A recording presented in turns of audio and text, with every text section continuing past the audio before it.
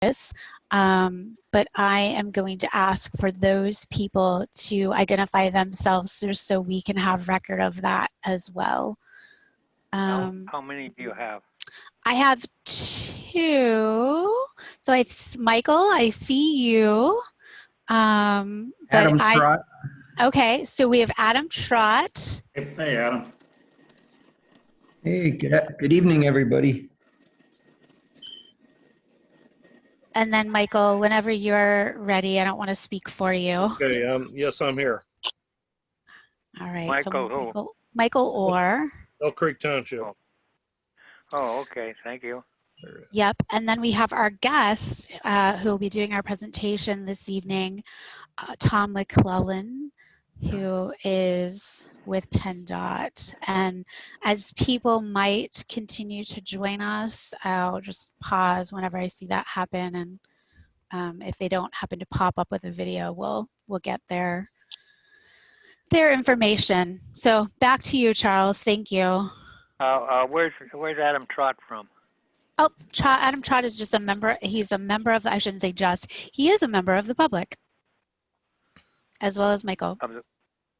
Well, Yeah, there's various groups I'm involved with: American Institute of Architects, Bike Erie, Connect Urban Erie, Kiwanis. Oh, okay. I think I met you before. yep, he was in Yes. the last time we all met in person in our February meeting. I thought it sounded familiar. Okay. Has everybody reviewed the minutes of the last meeting? I don't have a copy, so I can't make a comment. I was going to pull them up here in case we needed. Where did my stuff go? Let me see if I can share my screen here.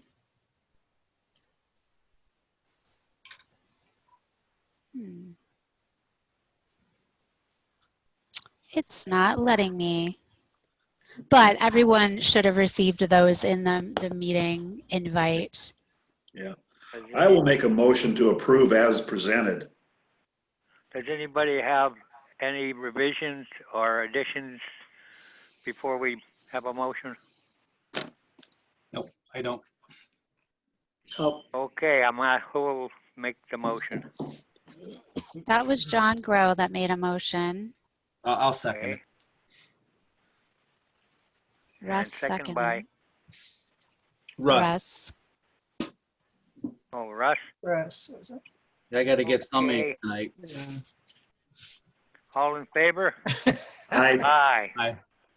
Against? The ayes have it. Wonderful. Mr. Chairman, this is Matt Waldinger. I'm going to abstain just because I was not at the meeting. So as long as you have enough votes to carry, I'll abstain. We do. Yeah, we Thank have you. enough. We still have 7 people, so Okay. registered. Good to see you, hear you again, Matt. I see you on TV all the time, though. You're getting to be a TV star.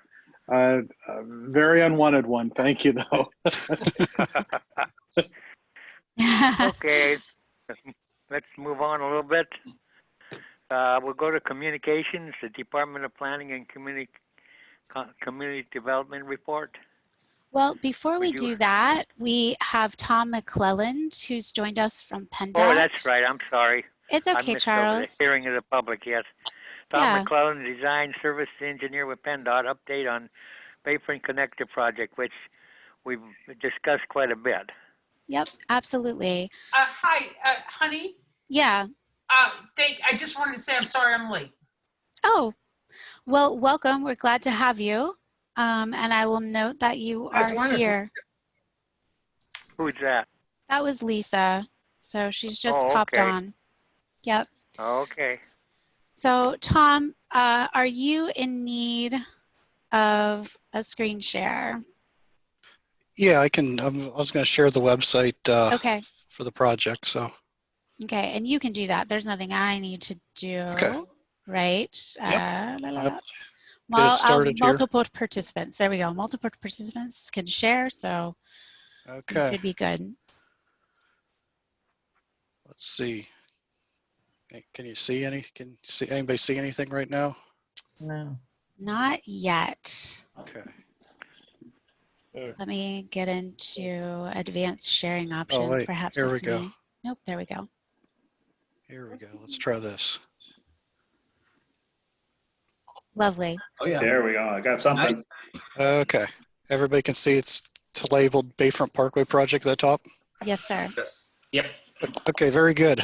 Well, I want to thank Honey for inviting me to the Erie County Planning meeting tonight. It's the first time I've been in front of this group, but you know, the Bayfront Parkway project is probably the most significant project in the Erie MPO region. It's the #1 project as identified by all the legislators and the local, you know, the local legislators up in Erie, and it's been a long process really. We've started back in 2015 with a study, and right now we're in preliminary engineering still on it. And April 29th, that what you can see there, if you go to our website, is our press release that details our preferred alternative, which, you know, we worked extensively with the public over the past couple of years on to come up with that.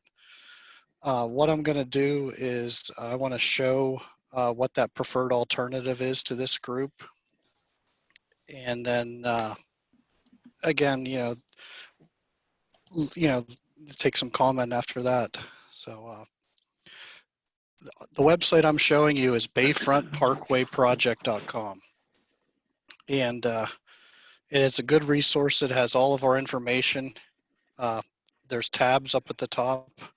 The study that was done from 2015 to 2017 is here. All of our traffic information and a lot of the things that help make this project happen are coming out of that study.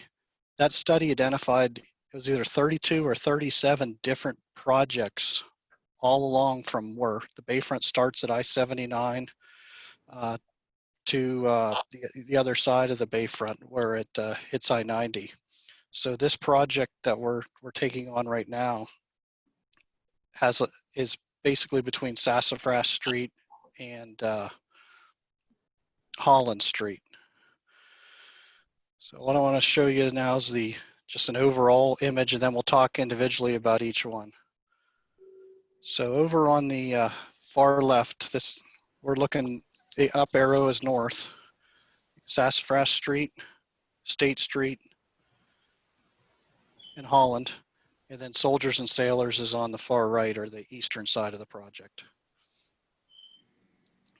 So at Sassafras Street, If we're looking, are we looking south? We're looking north. yeah, we're looking Oh, north north. is at the top of the paper right now.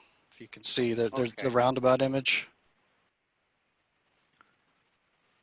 Okay, go ahead. So the roundabout that's shown there, that's at Sassafras Street. One of the things I want to show you here is this purple that's down in the lower right-hand corner. That's a future pedestrian bridge as well. It's also part of the project to help with pedestrians to get from the bluff over into possibly what could be what the Market House complex. The Erie Convention Authority is looking at some land development there. So one of the ideas we have is connecting that walkway right into their establishment. All the pedestrian walkways, bike trails, everything's ADA, Americans with Disabilities Act accessible. The roundabout itself, why we chose roundabouts, they're a little bit easier for to keep traffic moving. They have some benefits to pedestrians as well, as far as you only have to cross one leg at a time. So that's the Sassafras Street intersection. I'll show you the other couple intersections here that are part of the project. So what does this look like? So this is an artist rendition of Sassafras. The bay is behind there, or to the north, the top of the page. This is kind of an artist rendition of that, just to give you an idea. The next intersection I want to show you is State Street. And this is probably the most interesting intersection as far as what's going on there. At State Street, everybody can see it? Yes. Okay, here we're looking at a grade separation. And what we found in our study was 80% of the traffic that is on the Bayfront connector does not want to stop at State Street. They want to go through either east or west. So if you can imagine like an interstate interchange where a normal, what we call a diamond interchange, where you exit to the right and you go up to like a signal or a stop sign. This is kind of like an inverse of that. What we have is, if you want to keep going through State Street and not stop at State Street, you want to stick to the outside. So the outside lanes will go through underneath State Street, kind of where the railroad grade is now. And then up on top is going to be the intersection. So if you were coming from 79 and you wanted to go to State Street, you would head toward the middle or the left lane, and you'd come up to a ramp to a traffic signal. What's nice about this option is the pedestrian crossings at State Street are only crossing 2 lanes of traffic. Right now, there's probably 3 or 4. It's a little hairy. A lot of the Hammond employees park on the northern side of the intersection and have to travel across there and kind of play chicken with the traffic. So with 80% of the traffic below you on the Bayfront, it's definitely an improvement for pedestrians in that area. And one of the other things that with these alternatives is there's also a pedestrian bridge shown here. It's kind of a sweeping thing that's in purple there. Some of the other pedestrian paths around there are detailed. And if you're familiar with the Erie Port Authority, they're working on a similar project to realign Front Street. And that's something that you'll see on our plans as well, but that work is being done by others. It's being done by the Port of Erie. But we're in coordinating all of our design efforts with them to make this, make it as smooth and as seamless as possible. So they're doing some sidewalk projects along there, and also I know they bought the Gem Marina. You probably saw that in the papers over the past month. So that is State Street. Now, because State Street has the railroad tunnel and CSX, we had to make arrangements with CSX, which we're working on right now to get them out of there so we can use that lower grade. So what does some of these renderings look like here? So we'll start in this upper left-hand corner of the picture. That's State Street Hammett's right here on the right. So the intersection kind of raises up on each side, and the through traffic goes underneath, east and west. And over here on the picture to the left or to the right of that, again, there's 100 State Street and Hammett are the buildings that are shown there. But if you look down, you see kind of like a little tunnel. And what's not shown is there's also a pedestrian path there as well, along with that vehicular path. So just looking some of the other, this is coming in from 79. Like I said, this lower left corner picture, through traffic is heads toward the middle and comes up to the intersection. If you want to go through State Street, you stay to the right. You'll be underneath there. So that's kind of, I know it's a lot harder to see on a little screen, but hopefully you kind of get the idea of the 3D modeling we're showing. The other intersection I want to show you is Holland, how Holland's going to change. Here we're looking at again, a roundabout. But with this one, we also have a lot of public comment about getting pedestrians from the east side down to crossing the Bayfront safely. So here we're showing a pedestrian structure, again, crossing over the Bayfront. The roundabout will have some pedestrian crossings on it on the one side to help to get over toward the library and those amenities that direction. And what you'll notice here is the railroad tracks are removed up to a certain point. The railroad tracks start just east of Holland. So again, what this kind of looks like in a 3D rendering, what you'll see in the background, this is the intermodal center. This is the parking for the library on the left. You see the roundabout and you see that pedestrian structure. Now this is just again, a rendering. It can look completely different than that, but like I said, there's definitely a need to get pedestrians to safely cross the Bayfront. So that's part of the project.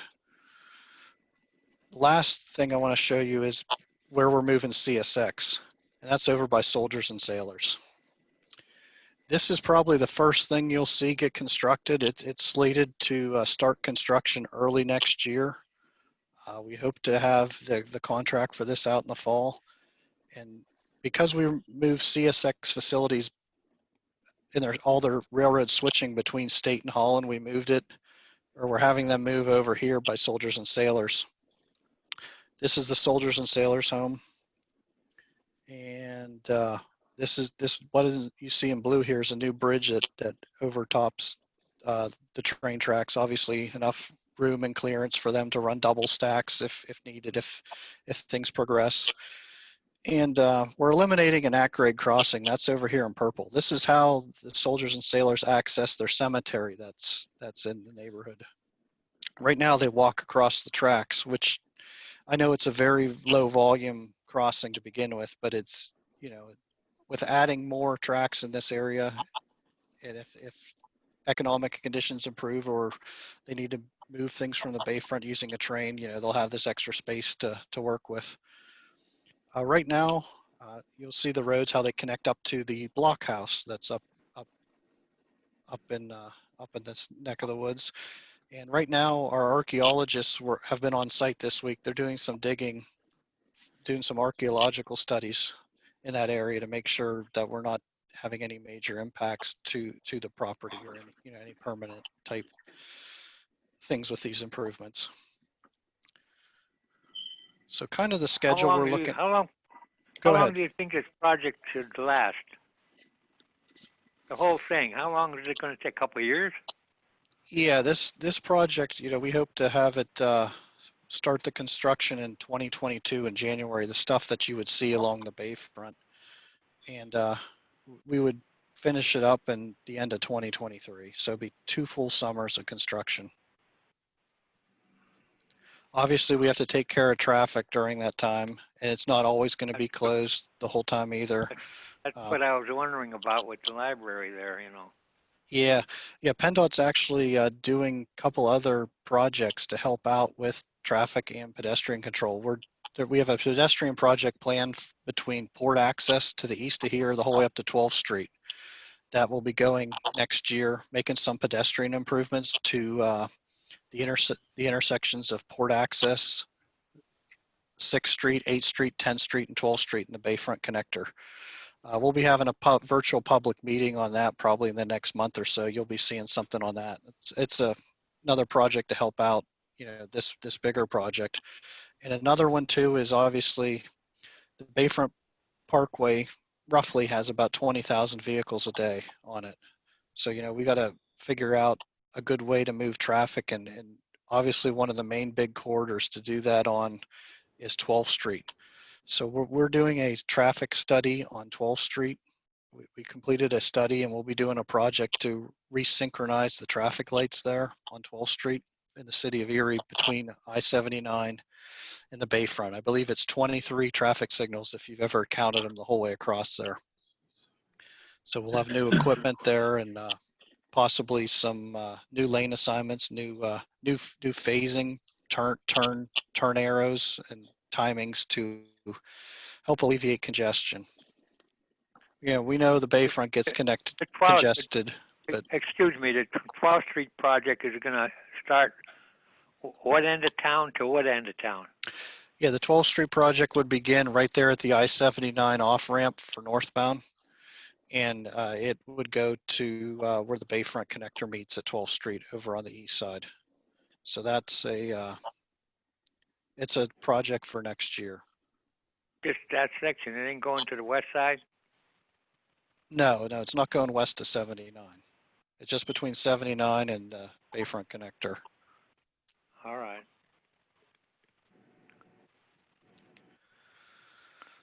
So, we're looking for definitely public comment on this. I mean, right here on our webpage, you can enter your comments. We've sent out that with the press release that just went out here a couple weeks ago, and then all of our study materials are here as well. So happy to take some questions at this time, or any other info somebody has.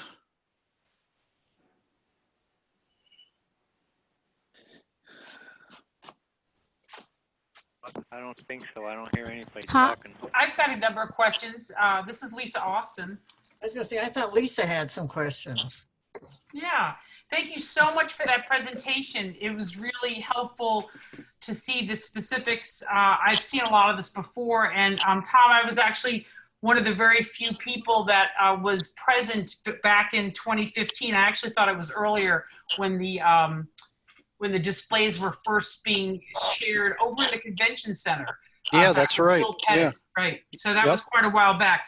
And my concerns then, which I shared and wrote and added, remain today because of the focus, it seems, along the waterfront of really increasing the traffic along the waterfront. So I just have that general concern. Can you tell me, Tom, what were why was there not an interest in doing this kind of level of creating a little arterial highway? Why wasn't that moved over to 12th Street, do you think? Well, I think that, the Bayfront, like you said, I agree. It's changing. It's moving from an industrial corridor, which it used to be, GAF and the shingle plan and industrial right off the Bayfront, to more of a recreational tourism type area with all the different convention center, the Scotts development. So, there's a lot of change going on there.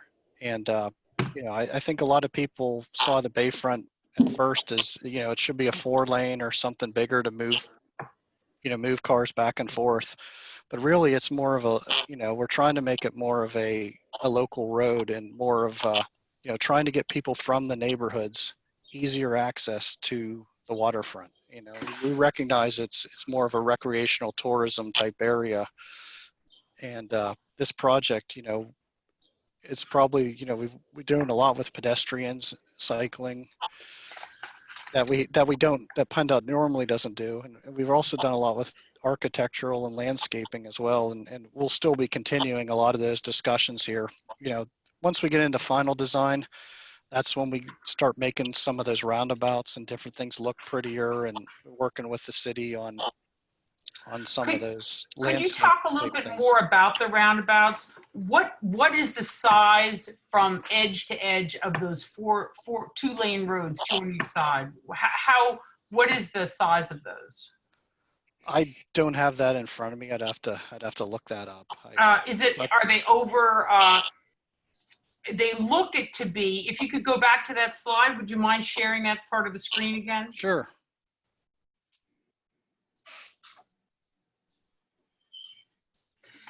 Yes. So the normal roadway, what is it, like 12 feet? Yeah, normal lane is usually 12 feet. Okay. So I'm just doing it with my like a little bit of my fingers here. So 21. So I'm getting 1, 2, 3, 4, 5. So at least 5 times 24, right? Is that what you guys are getting? I'm just trying to figure out the width of these things. The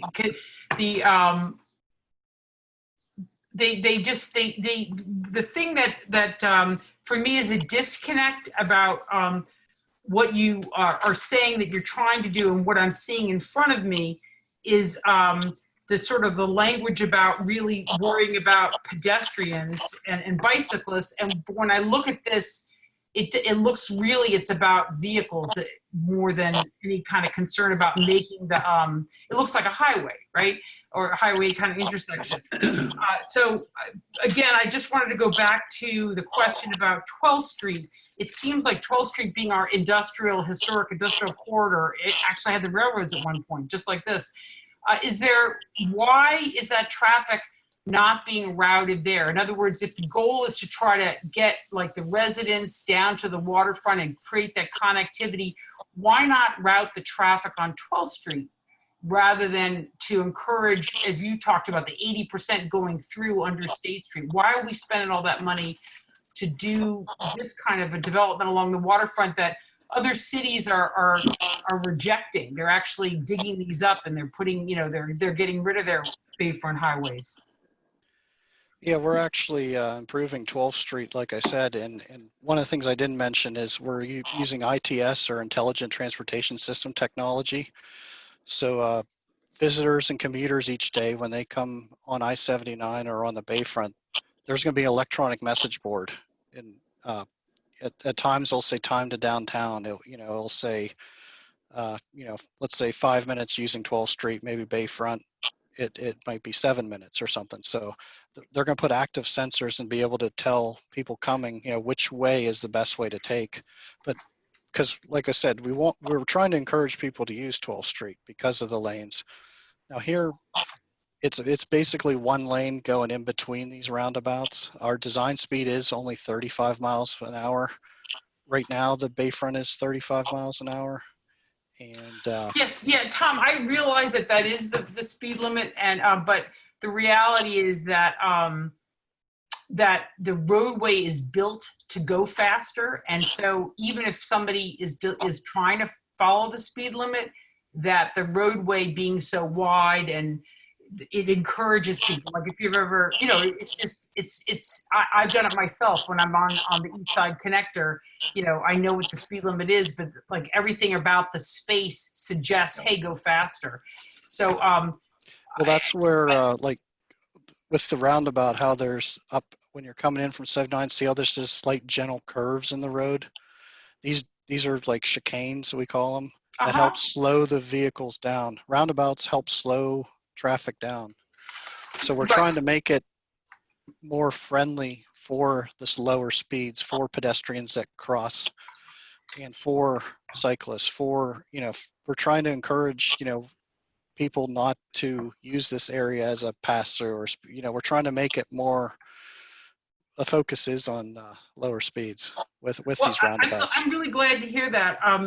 That you want to go with the lower speeds, but when you say that you're trying not to make it a pass through, that when the underpass in particular is going to do just the opposite, Tom. It's going to encourage more people. Hey, I don't have to worry about that intersection, and they're going to drive through that way. But I want to actually ask you a couple of other questions, and around the something I was very concerned about that I just saw that the this project was set to be part of the examined by the NEPA environmental assessment process. In other words, when this project, where I understood it was 16,000 vehicles a day, that's set to go up to 30,000 vehicles a day. And my understanding is that that almost doubling of the traffic would have some kind of environmental impact, particulates, noise, and so on. And so I was waiting to see what the environmental assessment was going to be, like how that's going to impact, the people that live in the neighborhood, how the increased traffic that's going to happen inevitably on the east side would also be impacted. And I understand that's set to go from 14,000 to 24,000 cars a day on the east side.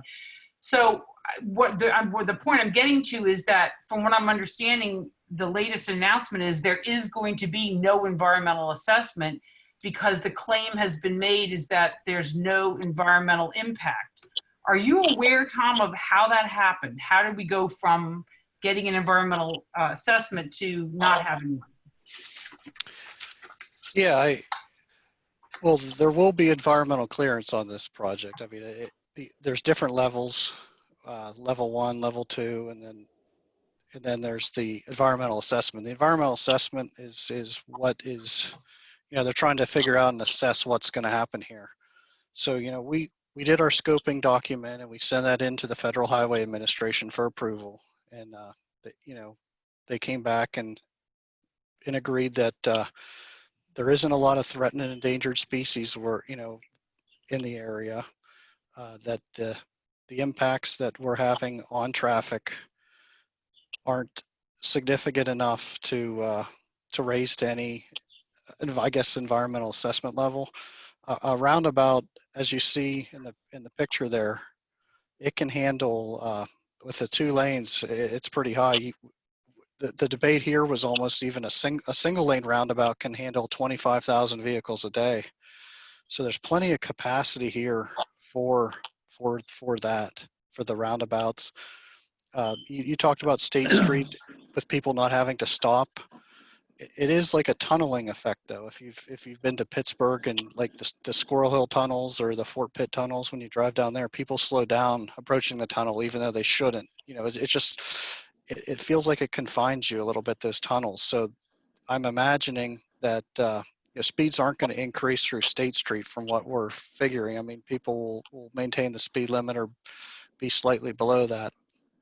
But, like I said, we worked with Federal Highway and we had a lot of public meetings. So we met with a lot of different organizations, our West Bayfront, the East Side Task Force with a gentleman named Jeremy, maybe some of you are familiar with. We've had a lot of meetings over the years. I wasn't a part of a lot of that. I mean, I've came onto this project in the past year as far as being the project manager, but I know there was a lot of that public involvement. We had the couple-day public involvement sessions. So with a lot of that work done up front, that's where the assessment part isn't going to be an assessment, but there's still going to be environmental clearance, and our draft environmental clearance is being reviewed right now by the Federal Highway Administration. And we need that to progress into final design. So without their blessing, we can't move forward. I'm sorry. That's interesting.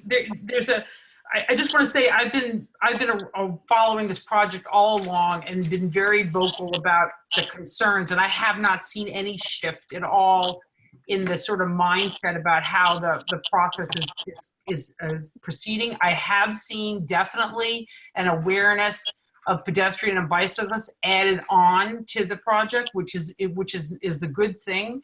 But my concern is less about the actual speed and more about the volume.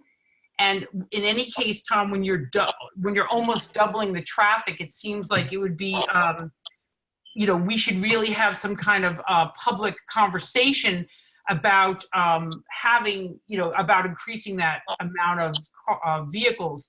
I don't think people really recognize that. I live over by Cranberry Street and sometimes cross over there, and it's difficult now with the 16,000 vehicles a day.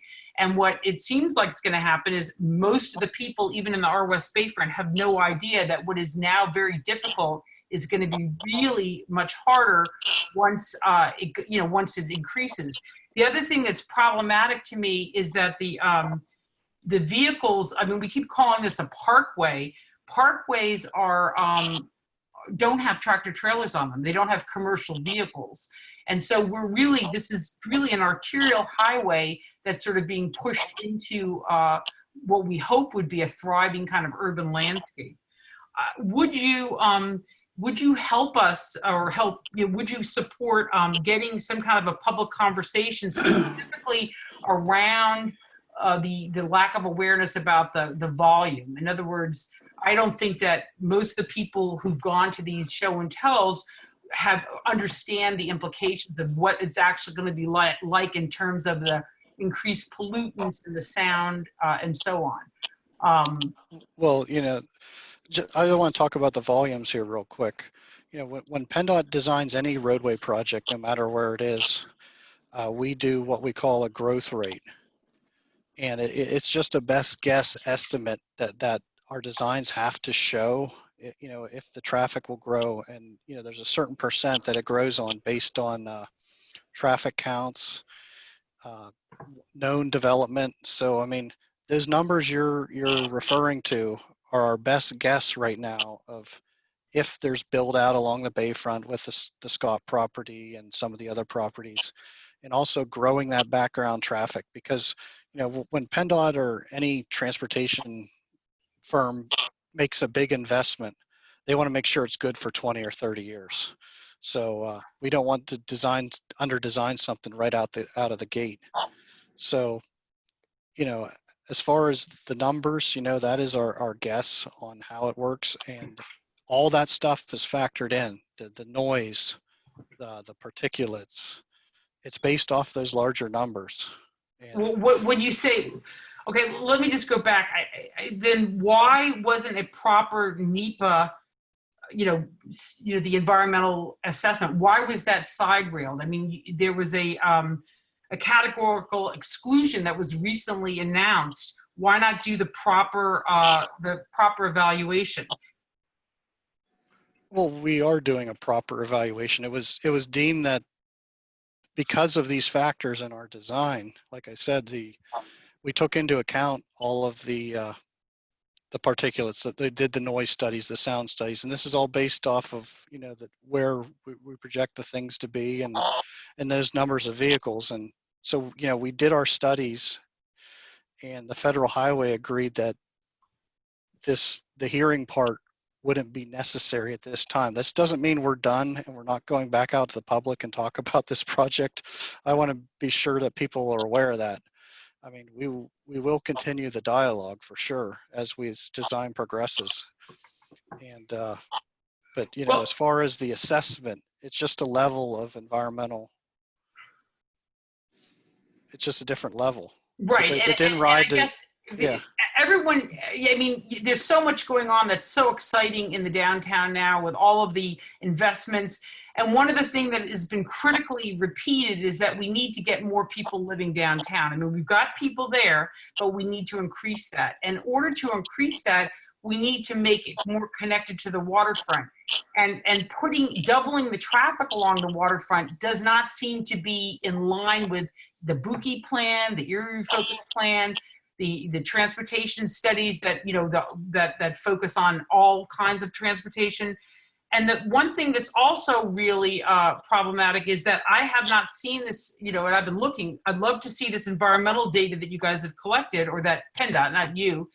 And then the other layer to this is the anticipated 30,000 vehicles a day, from what we can tell, does not address the induced demand that naturally occurs whenever you widen a roadway.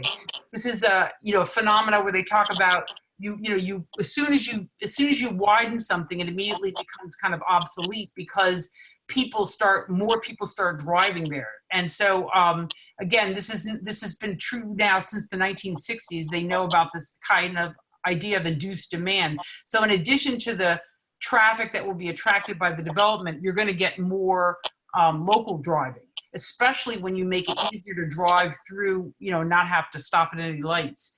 So I'd really like you to, I'd be happy if you could support more of a public kind of conversation specifically about what it's going to be like to have double the traffic there.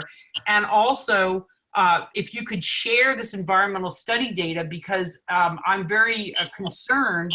I really, as a citizen who lives in, I really want to see the actual full environmental assessment take place. I mean, that seems appropriate, again, when because of the fragile nature of the sort of waterfront and how important it is to our economic development.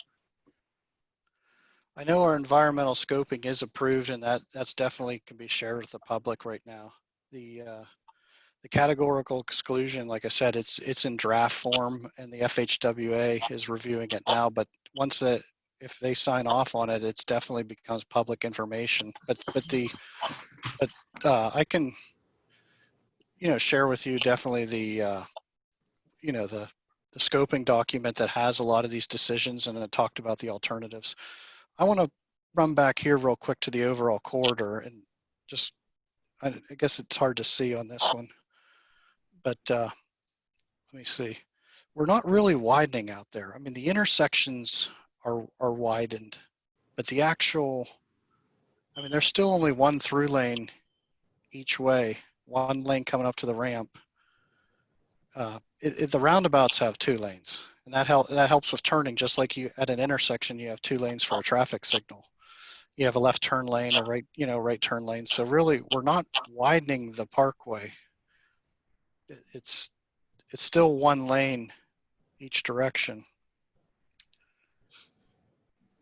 So here's Holland. How will that help the Holland area? I mean, is there a reason to put that in the Holland area?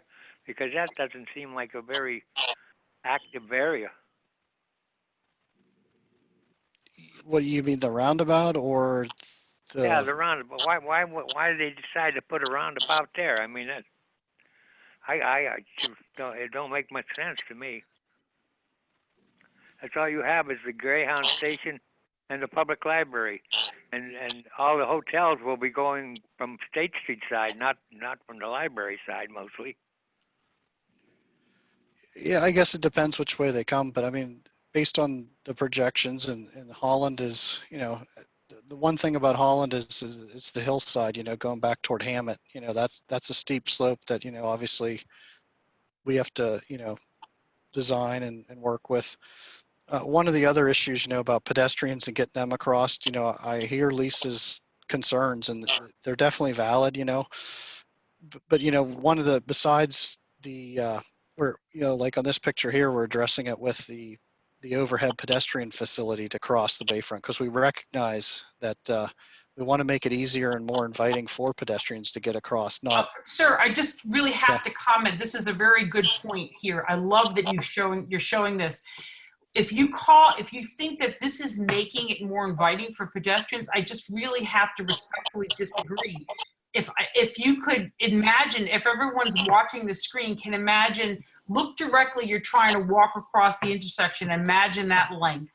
And now you have to multiply that length like 1, 2, 3 times, because you have to zigzag back and forth across this, the ADA ramp.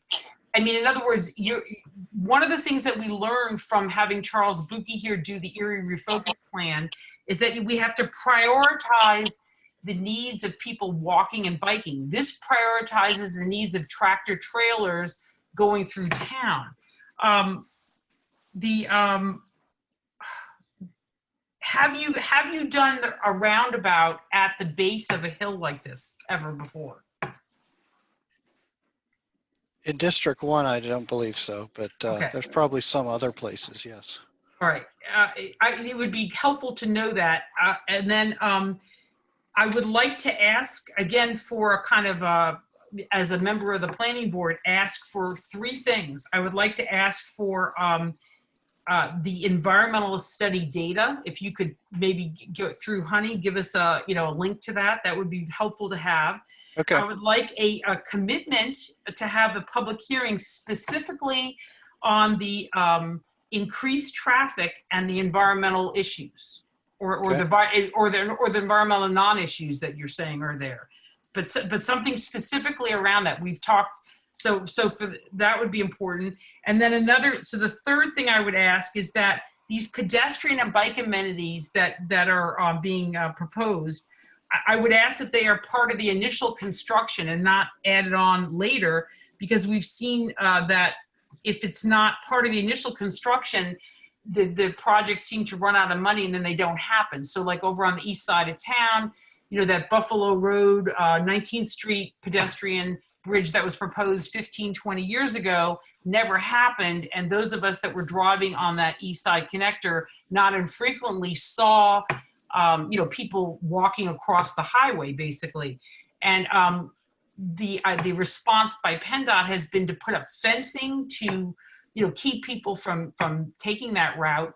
And what's really interesting is that fencing, which blocks people in the path they want to go, is now called pedestrian improvements. And it's really, just fencing people off. Really what they needed was that pedestrian bridge to begin with. So those 3 things, if you could provide us access to the environmental data, if you could have a hearing specifically on the increased traffic and how that's impacting the environment or not. And then thirdly, if you can commit to getting the bike and the pedestrian amenities in the phase 1, in the initial construction. Okay. We should be able to handle all three of those. And like I said, I agree with you on the ped and bike amenities, that third one especially, because it's as part of the environmental document. If you show this stuff, I mean, this is all the preferred alternative. I mean, this is all, and what we hear from not only you, but from the meetings we've had, is the access from the community to the water is the important thing of this project, moving the people. So to me, that sounds out, that's more important than the traffic itself. But I'm glad to hear you say that. But I mean, there's, no matter what happens here, I know from our neighborhood is going to be more separated. You know, Cranberry Street is going to see more traffic, and we're going to see it's going to be harder to cross. Yeah. So. I appreciate your viewpoint, but you know, we'll have to look at, like you said, if the 12th Street project helps relocate some of that traffic off of the Bayfront because we make it easier. I mean, that's a win-win for everybody.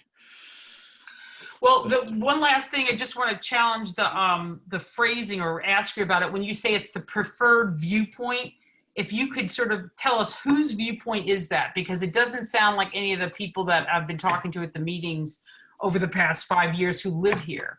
Who's preferring this solution over, say, putting it on 12th Street? Who are the people? What is the motivation, or again, the preferred viewpoint? Who are they? Well, I mean, we've taken this out to the public a few times, and like I said, this is the feedback we're getting back from all the meetings, you know, about the whole process. I mean, yes, there are some people that don't like the project, and some, you know, that happens on every project, but the majority of people, and like I said, with the backing of all the legislators, I mean, this is the #1 identified project in all of the Erie MPO. I mean, this is the priorities right here at this, what we call the Central Bayfront. So, and the thing I just want to share with my fellow people who are volunteers here on the Planning Commission is that there has been no single urban planner or urban designer involved in this project from the beginning, because I've been asking. And this goes totally against everything that we've been advised by the outside people that we've paid all this money to come in and study the city. They are totally, this is nothing that is being encouraged at all. So I don't know if you know that, Tom, but I mean, this goes right against the Buki plan, the 4 main principles. So I just, you know, I know you said you're new to the project. I'm old to the project, okay? And I'm nothing that we have been, you know, talking about has seemed to change the original mindset. The plans that were proposed in 2015 don't look that different now. They've added on a few pedestrian overpasses, but the plan was always to move a lot of traffic through the city on the water. That's what's being proposed. That's what's being planned. And so the idea of moving traffic along 12th Street and perhaps using eminent domain and relocating the housing along 12th Street and making that much more of an industrial corridor all the way through, that seems like so much more logical than to take a pristine, or not even pristine, but to take this area and risk having all these vehicles on it and harming the access for the people that do live in the city.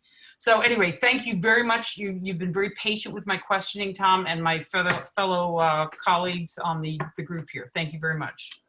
you're welcome.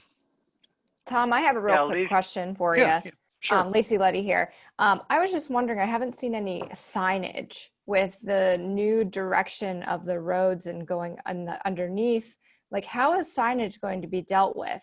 You know, are we going to have really these massive overhead signs? Is that going to block views from up above? How is that going to be thought into this plan?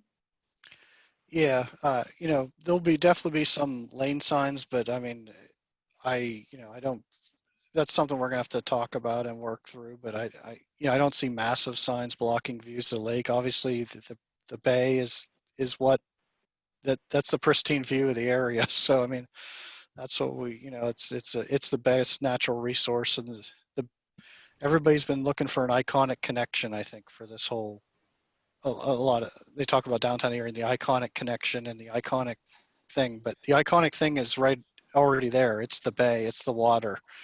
And, you know, we recognize that, and we don't want to eliminate, you know, the views to that. So, I mean, Yeah. I appreciate the comments. So that's, obviously something we're thinking about as well. Yeah, these schematics here, they don't show a lot of signs. I mean, they're just the renderings. Of But, course.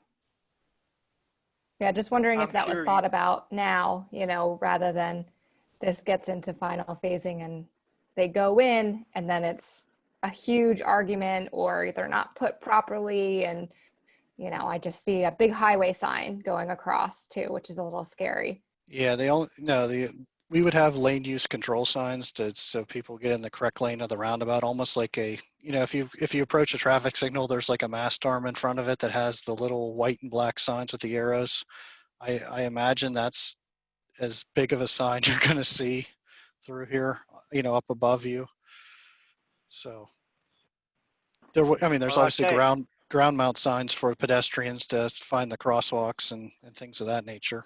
But I'll tell you, Tom, if you don't get it right, Lisa will be right there to make sure you do. I hear Thanks, that. Lisa.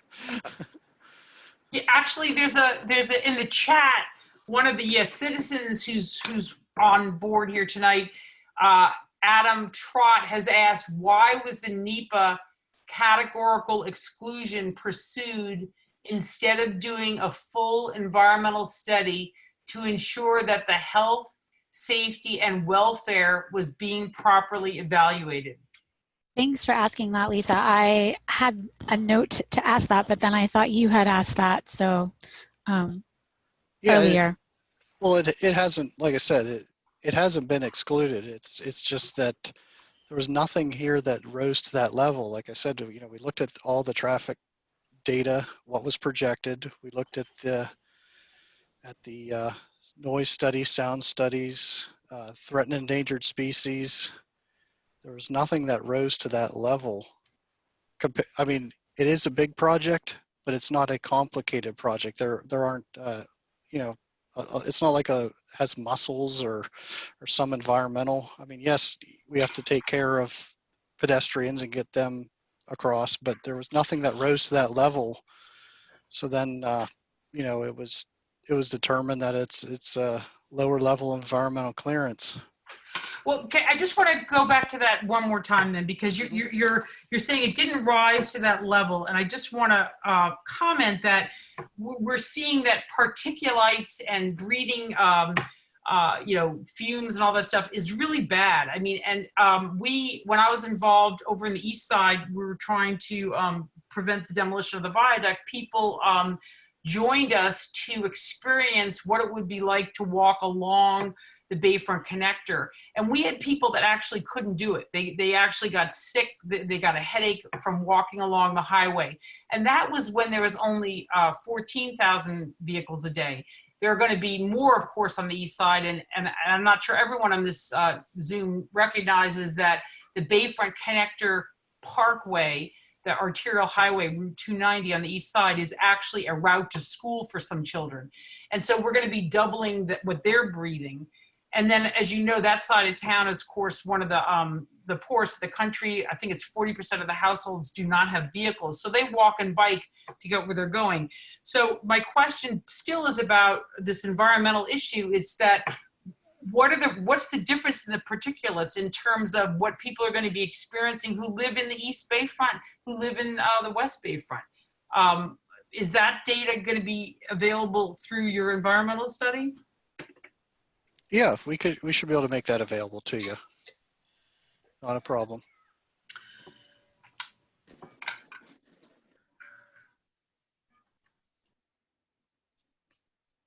Al, is there any other questions for Tom?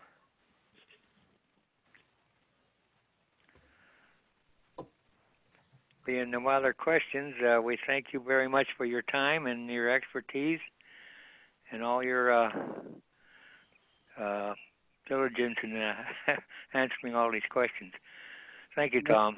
Yeah, no problem. I'm going to sign off here, but I'll work with Honey on the 3 asks of Lisa for this group. And like I said, if you have any other comments, please visit our website, bayfrontparkwayproject.com.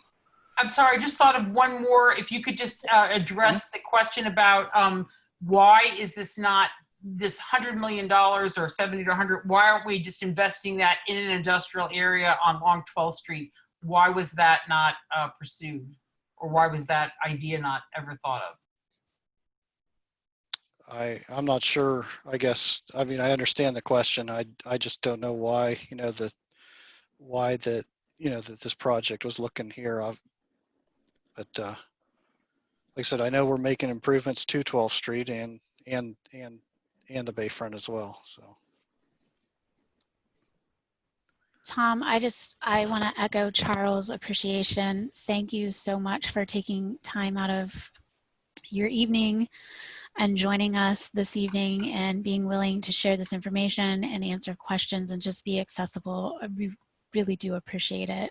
Yep, no problem, honey. Thank you for having me. And a couple months from now, if you want to have me come again to a future meeting and with updates, I would, glad to do that as well. So. Okay. Yeah, maybe you can keep Honey informed, Tom, and because then she can get it out to us. You know what I mean? Yep. Yeah, I wish we could have done this in person. I would have brought these up displays and might have been a little bit easier, but I'm sure, everybody's staying safe. All of PennDOT design is teleworking right now, like many of you probably are as well. So, we'll meet again someday here and just not anytime soon. As soon as we can, we will, Well, we're doing a lot of things virtually just like tonight, so we're making the best that we can. Okay, well, thank you for your time. You're welcome. Thank you. Thank you, Tom. We'll be moving on. Okay. I'm going to Thanks, sign off. Tom. All right. Bye-bye. Thank you.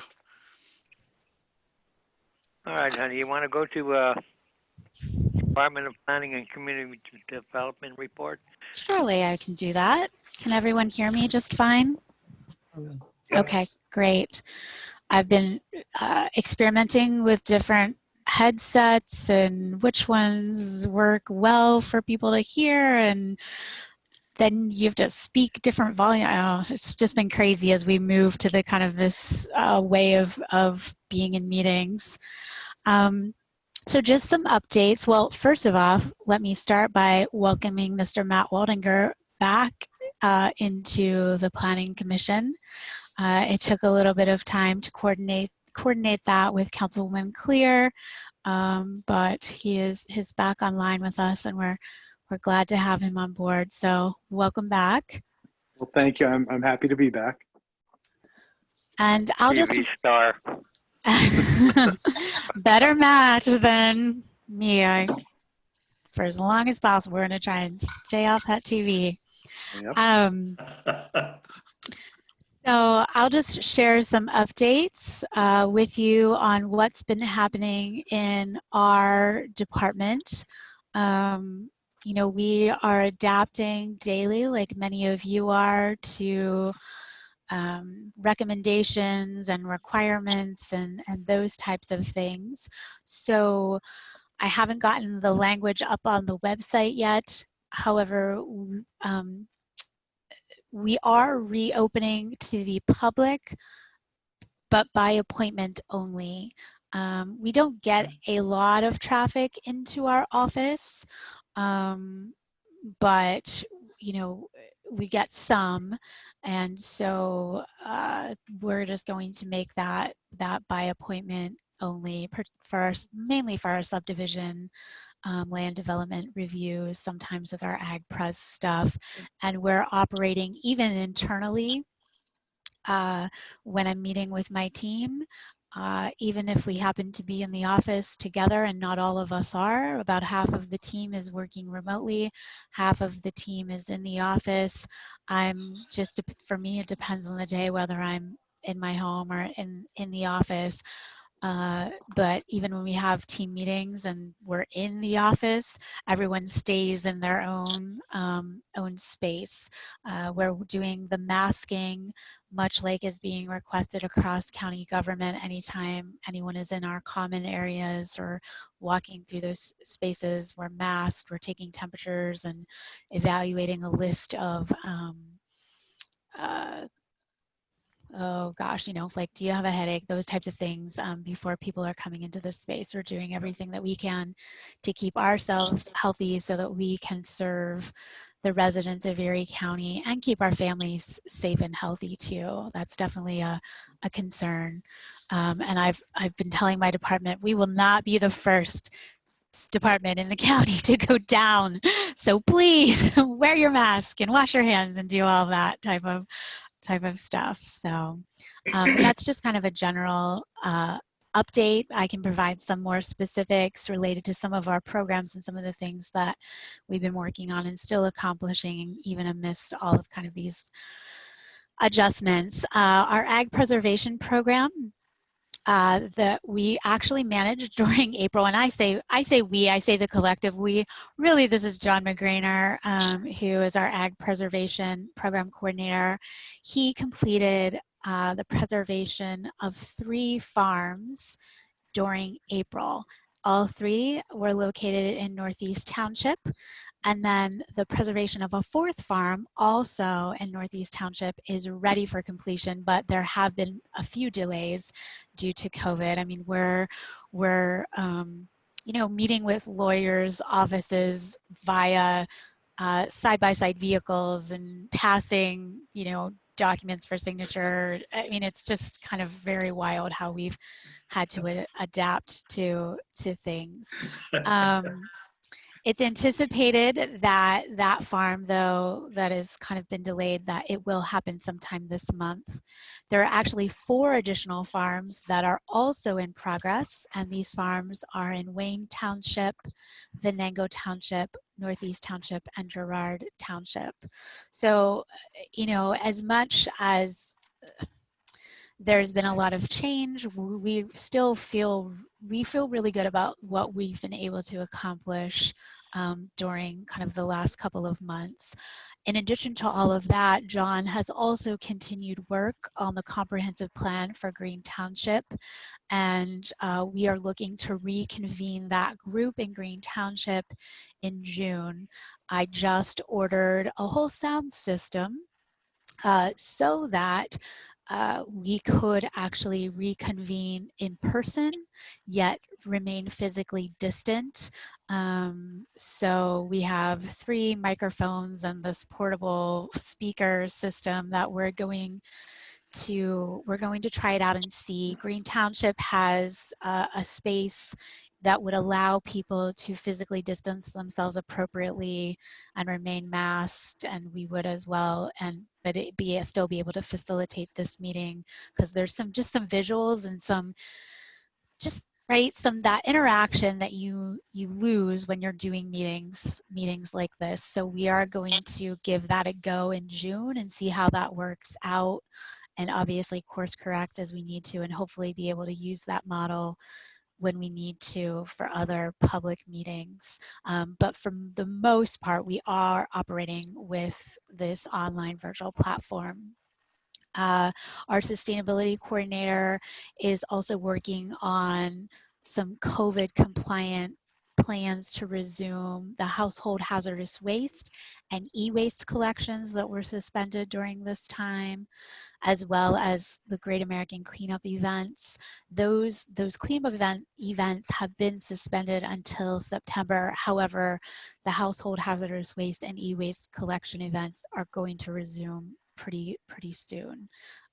So if that's something that's important to your members in your community, just stay tuned for that information. Our Parks, Trails, and Recreation public comment period is underway, so that plan is up on the website. Comments are coming in, so we're in the middle of that process. As you may or may not be following, there's a lot of federal funds being, I just want to say thrown about, let's just say. You got it right. You got it right.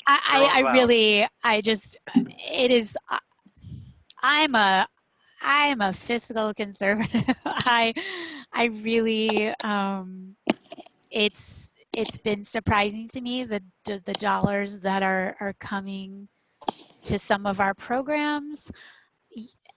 But at the same time, the restrictions on how those funds can be allocated and used are not changing, and it's really been very difficult to figure out how to use those dollars in a meaningful way to benefit the community. And so that's what we're attempting to do right now with our community development block grant monies. The county has received some, but there's a whole bunch of regulations that is really, I mean, we're just even today, like, you know, we had a whole list of ideas. Does this meet the specs? Does it not? Matt, I know you're in that particular boat in Mill Creek as well. Just, it's, you know, we want to do the right thing. We want to help people, but it's not easy, folks.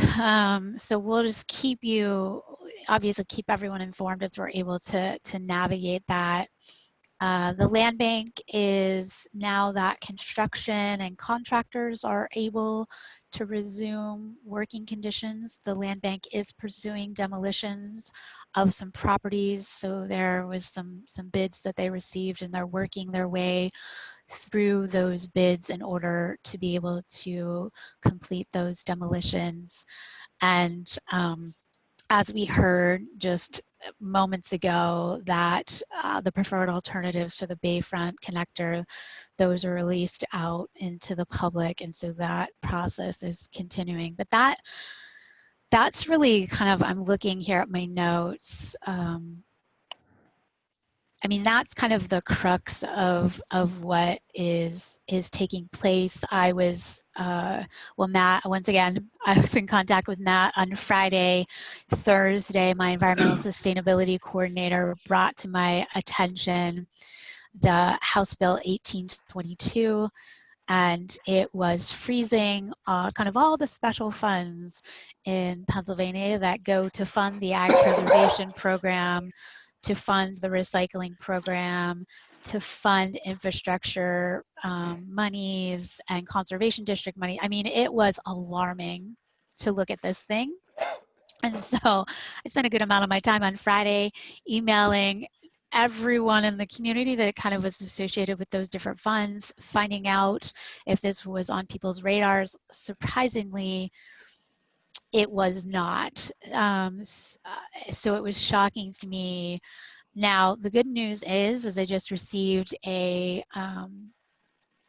update from the County Planning Directors Association of Pennsylvania, and CCAP, that basically, while this bill passed the House, as of now, it has no legs in the Senate as it is currently proposed.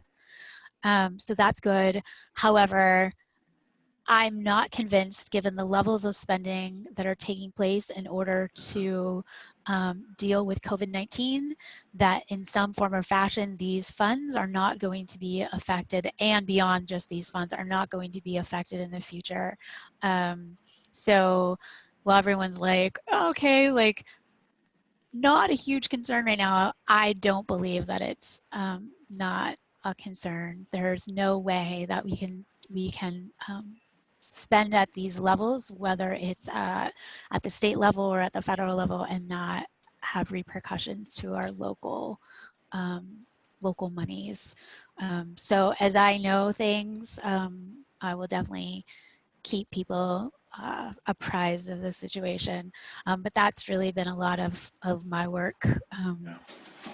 And just managing all of this. This takes, for those of you that are working with others kind of in this way, this takes a lot of energy to kind of manage all these meetings, a different level of focus and intensity to meet on these kinds of platforms. So I sleep at night because it's just pretty darn tired by the end of the day. Imagine, yeah. Yeah. So, any questions that I can answer at this time, or if I can't answer them now, I can make a note and get back to you on that. Yeah, I don't have a question there for you, honey, but just a comment, and I don't want to belabor this whole thing. We were talking about the Bayfront. And I know we spent a lot of time talking about that. Looking at the state of what we're doing right now in Pennsylvania and across the world, actually, and it took it to a bigger stage. I look at the Scott Hotel down there. Fortunately, that's just about done and ready for occupancy. But I also understand that the Sheraton is closed, that they've actually closed operation. I don't know if that's true, but you look at, even if it were not, the amount of traffic that's going to be happening downtown is really minimal right now. And I'm not saying that it's not going to get, bad. It will. I've driven across that thing before this whole COVID thing really got bad. And it is bad traffic. I mean, it's poor. I have patients I have to take over to DaVita dialysis over there by the other side of the shipbuilding. And honest to God, there is sometimes you're just backed right up, pulling out of there. That's how far the traffic is backed up from Holland. At 3:30, 4 o'clock, and that's a lot of time when I pick up my patients. But what I'm getting at is, you look at that overall picture, what's going on the Bayfront. I think that hotel is going to be the last thing we'll see for a while. That's just my view. Okay, I may be washed up. Somebody can tell me that there. That's fine.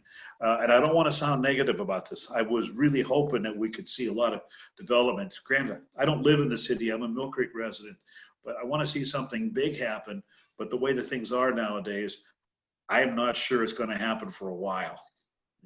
This is really has been like an earthquake. This COVID-19, and it has far-reaching implications. So It I absolutely wanted to bring does. that up there. Even I don't want beyond, to debate it, so yeah. Yeah, I mean, that's, there's the kind of the immediate crisis that we're dealing with, but there's the continued effects of this. Initially, like literally within days when we made the decision as county government to remote work and kind of close down a bit, just in talking with my staff at that time, I had projected like kind of a 3 to 5 year impact. But I think that's going to be far greater, the kind of the recovery of all of this, for sure. Economists are saying that the third quarter is going to be the bad one on the stock market. That's when everybody's going to take a hit, the third quarter. Dan? I was going to say, more so than we already have. More than what we have, yes. Yeah, more than what's going on. But anyway, I know we're talking about planning and stuff. I'm just wanted to make an observation on my opinion of the Bayfront, and I wish I weren't saying that. And maybe I'm all washed up, and that's fine. I've been washed up before, so, but just a little insight from my standpoint of what I'm seeing there, and, we'll leave it at that. Is there anybody else who'd like to speak? Does anyone else have anything to share? If not, I have something. Okay. I want to thank Joy and the rest of your staff in that book, because that Parks, Trails, and Recreation Plan booklet is just exquisite. It's the best presentation I've seen in years. So I want you to tell them that they did one hell of a job. I will. Thank you, Charles. I will share that. Yeah, it is very impressive what they were able to pull together, for sure. I will share that. Okay, moving on. Let's. Is there no commissioner reports or nothing like that? If there ain't, then we'll go to old business. Adoption of the new bylaws. Yep. So I'm going to make a request once again to table this. And here's why. So originally we had discussed, or the intention was with the Director of Administration, Gary Lee, to send the administrative code revisions to County Council. I think that was supposed to happen in March to start that process.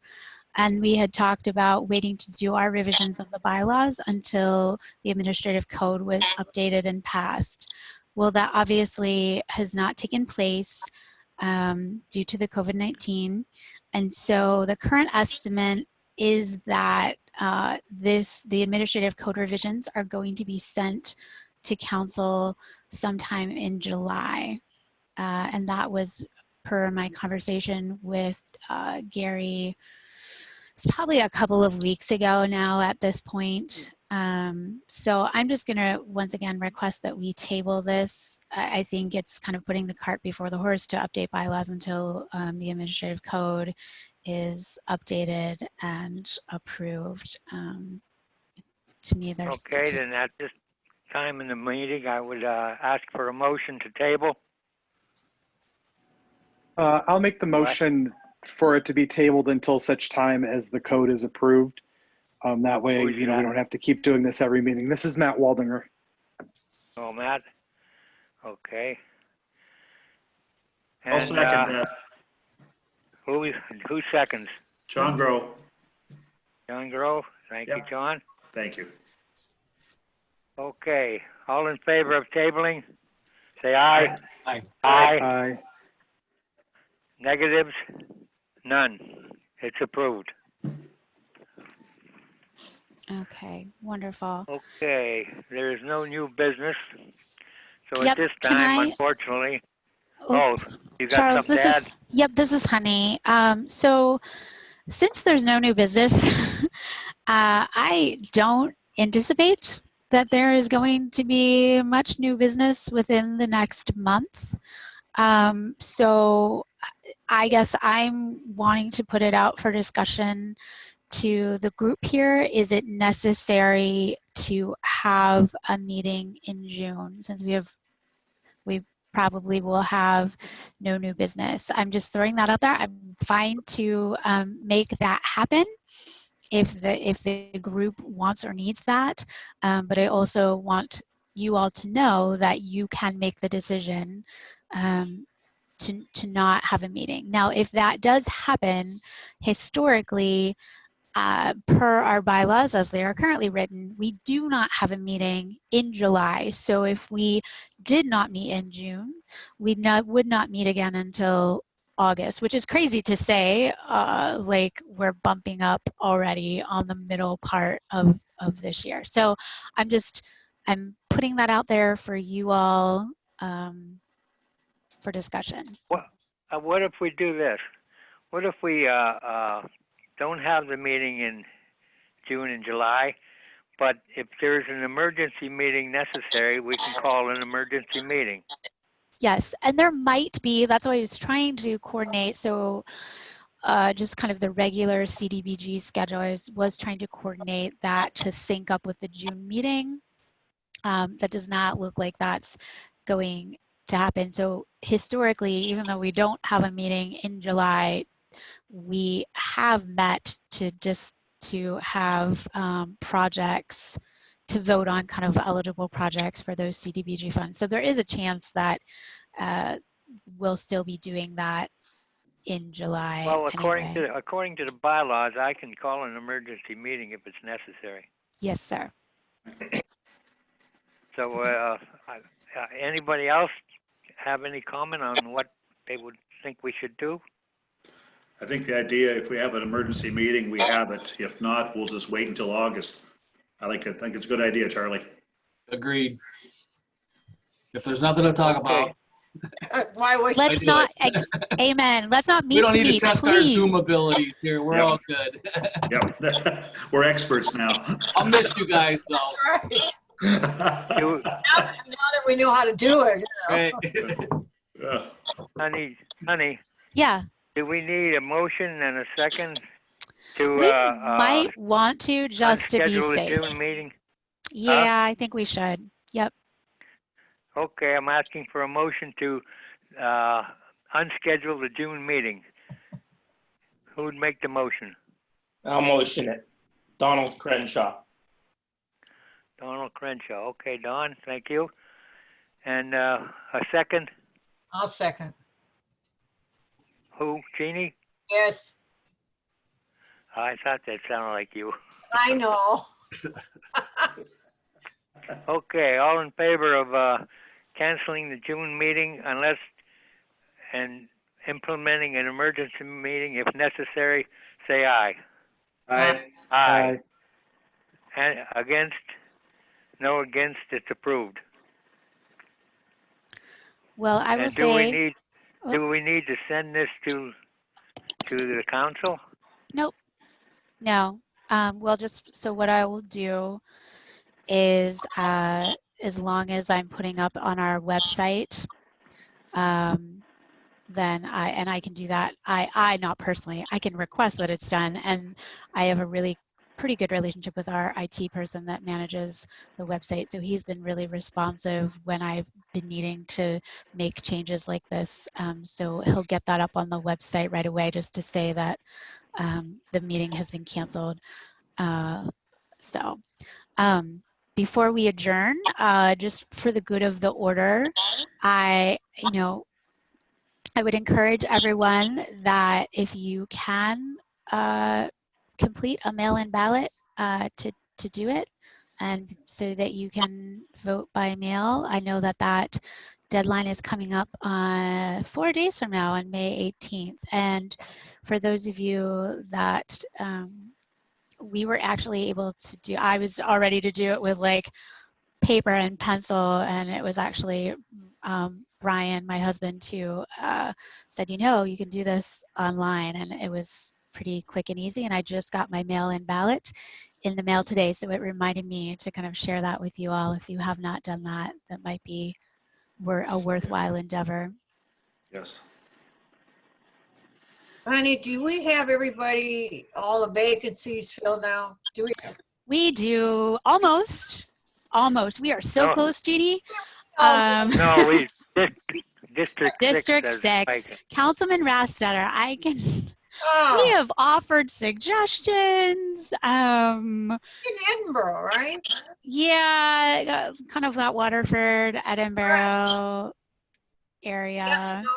Does he need a suggestion? Oh, we've given some suggestions. Right. Apparently, he's spoken to people too of his own, and they don't want to do it. I'm not sure. I honestly and truly, since we have, I haven't spoke. I know, that's what I've said. Nice. We had that the council meet and greet in February, and really that was the last time that I have had a chance to even like talk with council. I haven't needed to be at any of the council meetings, which are being held like this. I do need to just contact him, and I'll make a note here. Did we all send him an email? I mean, you could, and just say we would love to have like to have someone to fill this spot, and then it's been years, from my understanding. Right. Go ahead. So, I mean, if you all have some ideas, so what I can do is give you the specific. Like I said, I can't recall the footprint of 6 right now completely, but I can send that out. You all know people, right? That right. You could possibly suggest some people that maybe I haven't thought of, he hasn't thought of, and I'm glad to share that. That's fine. And encourage him, because I would like to see a 2 months to get somebody in there then. Yeah. So I'll make a note to share that out to you. Might as well try.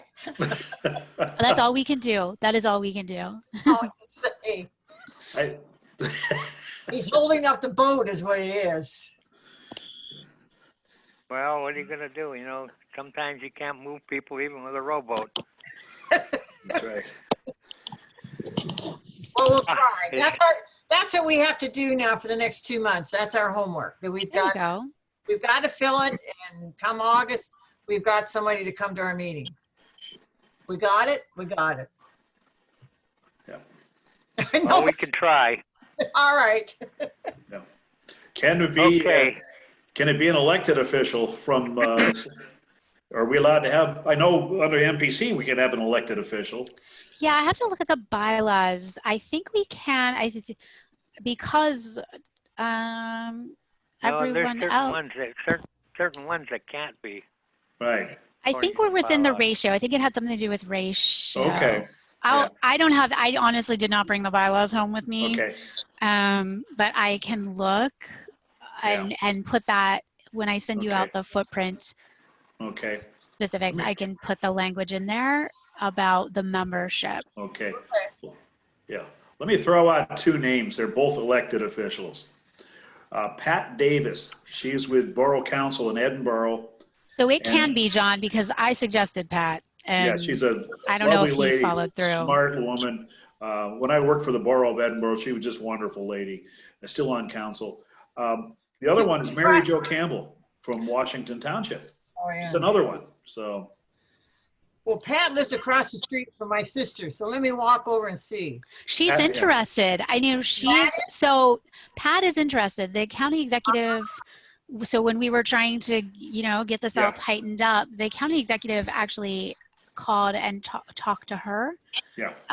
And she was interested. And I don't know. What I don't know is if Councilman Rostetter and Pat ever had a conversation. We did suggest the name. But I don't know if it went anywhere. Well, let me just ask her if she's heard it. Yeah, that's true. You can give us the inside scoop. She's a right across the street, so let me do that. Okay. Yeah. Okay.